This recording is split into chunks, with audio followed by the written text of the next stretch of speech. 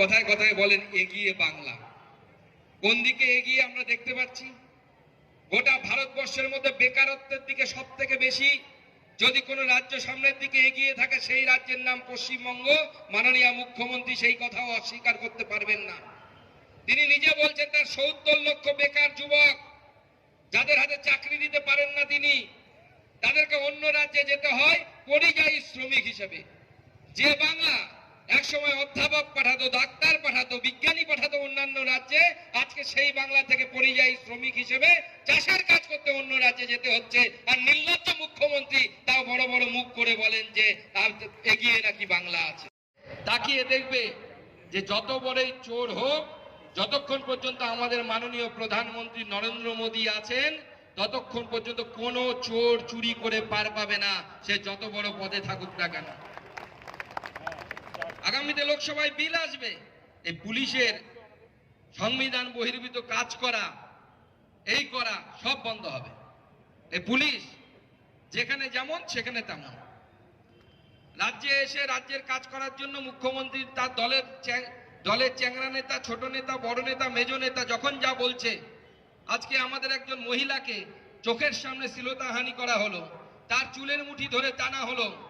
আমাদের পুলিশকে আমরা দেখলাম কি, পশ্চিমবঙ্গের পুলিশ যারা নাকি সংবিধান নিয়ে শপথ নিয়েছে পশ্চিমবঙ্গের জনগণকে ধর্ম বর্ণ সমস্ত কিছুর ব্যতিরেকে আমরা তাদেরকে রক্ষা করব।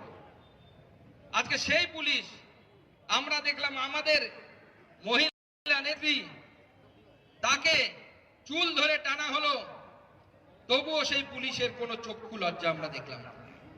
পুলিশ পেছনে পেছনে ঘুরে বেড়াচ্ছে। আমি মনে করাতে চাই, আমাদের শাস্ত্রে, মহাভারতে, রামায়ণে বারবার বলা আছে যেখানে মহিলাদের অপমান হয়েছে সেখানকার শাসক ভূপতিত হয়েছে, সেই শাসক সেখান থেকে পদত্যাগ করতে বাধ্য হয়েছে, সেখান থেকে চলে যেতে বাধ্য হয়েছে। আজকে ভারতীয় জনতা পার্টির রাজ্য সভাপতি হিসেবে আমি আপনাদেরকে আশ্বস্ত করছি, তৃণমূল কংগ্রেসের এই যে সরকার চলছে, যে সরকার বিক্রি করার সরকার, একের পর এক সম্পদ বিক্রি করে দিচ্ছে, লুট করে দিচ্ছে, সেই চোরের সরকারকে আমরা আগামী কয়েক বছরের মধ্যে এখান থেকে উৎখাত করে ফেলবো। সে বেশি দিন আর সময় নেই। দায়ভার আপনার কাছে আছে। মুখ্যমন্ত্রী তার পৈতৃক সম্পত্তি থেকে আপনাদেরকে মাইনে দেয় না, আমাদের প্রধানমন্ত্রীও দেন না। জনগণের টাকায় আপনাদের মাইনে হন, সেটা জনগণের টাকায় আপনারা পোষিত হন। তাই এমন কাজ করবেন না যে আগামী দিনে ডিউটি করে যাওয়ার পর বাড়িতে গিয়ে যখন উর্দিটা ছেড়ে রাখবেন, নিজের বাচ্চার সামনে চোখে চোখ মেলাতে যদি লজ্জা লাগে তাহলে বুঝবেন সঠিক কাজ করছেন না। নিরপেক্ষভাবে কাজ করুন, আইন শৃঙ্খলা বজায় রাখুন। বিখ্যাত বলে বোমের জন্য, কথায় কথায় প্রতি সপ্তাহে যেখানে বোম ফাটে সেই জায়গার নাম হচ্ছে ভাটপাড়া।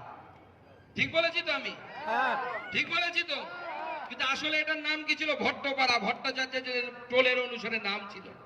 আজকে এই সমস্ত জায়গাগুলোকে ধ্বংস করে দিয়েছে। বাংলার সংস্কৃতি, বাংলার কৃষ্টি সমস্ত কিছু শেষ হয়ে যাওয়ার পথে এসেছে। আর ভেবেছে পার পেয়ে যাবে। আপনাদের জানার জন্য বলে রাখি, পোস্ট পোল ভায়োলেন্সের কথা দিদি বলছিলেন।